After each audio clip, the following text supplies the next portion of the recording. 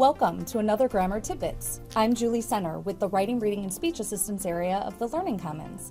And today, I'm going to talk about the difference between active and passive voice. Now, we normally write in active voice, which means we write with the subject before the verb, followed by a direct object. Now, think about your verb as the action in the sentence. The subject is the doer of that action, and the direct object is the receiver. So if I said, I rang the bell, the action here is the past form of ring. Who rang? Who did that action? I did. Who's the receiver of the ringing? What did I ring? The bell. Now, some disciplines like science or business writing write in passive voice. The reason why they do that is it takes the emphasis off of the subject or the agent in the sentence, and instead it places the emphasis on the verb.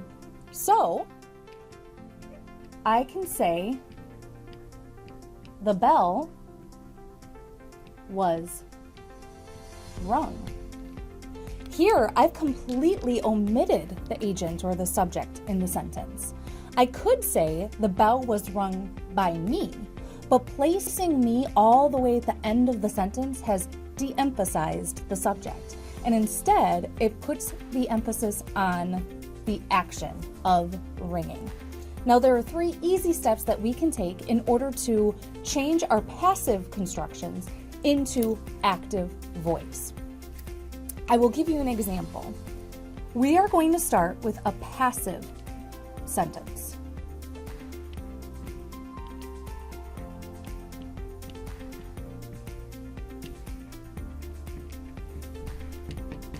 Dr. Young was criticized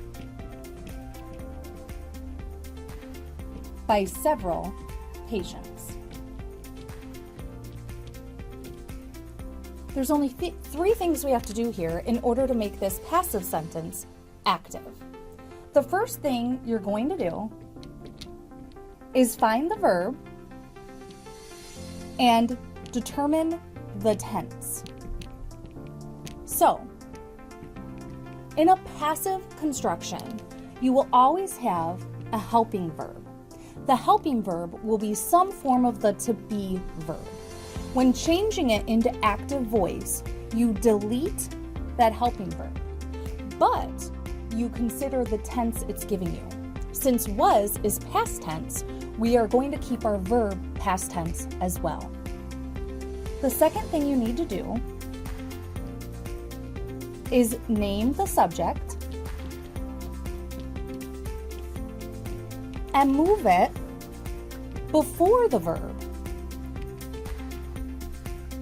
That way, it'll be at the beginning of the sentence and it will take on that active voice.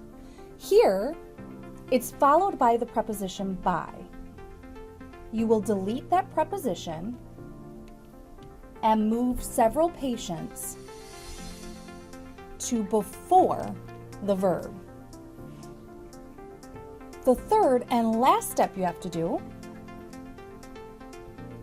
is name the direct object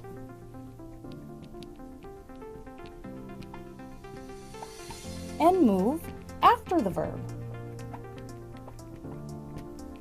So, Dr. Young will go after. So the sentence will read, several patients criticized Dr. Young. So now the emphasis isn't on the criticism. The emphasis is on the subject. Who criticized him? Several patients. Let's take a look at another example.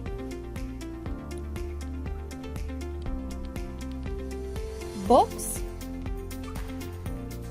are returned to the shelves. We are going to follow the same steps we just did.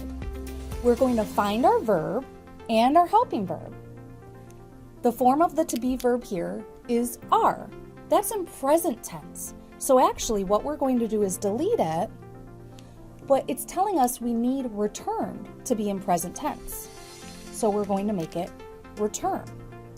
The second step tells us to name the subject. Well, do we have anything that follows by here at the end? We don't. Keep in mind, sometimes the subject isn't even listed in passive voice. So I'm going to name a logical subject.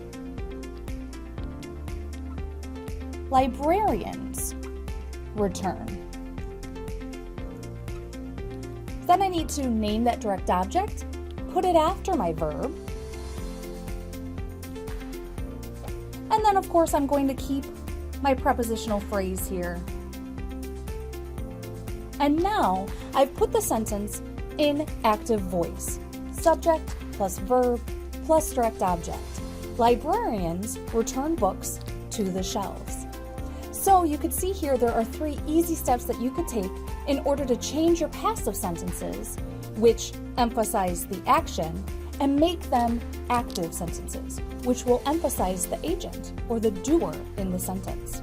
Remember, some disciplines do have you write in passive voice, so ask your instructor if you're unsure.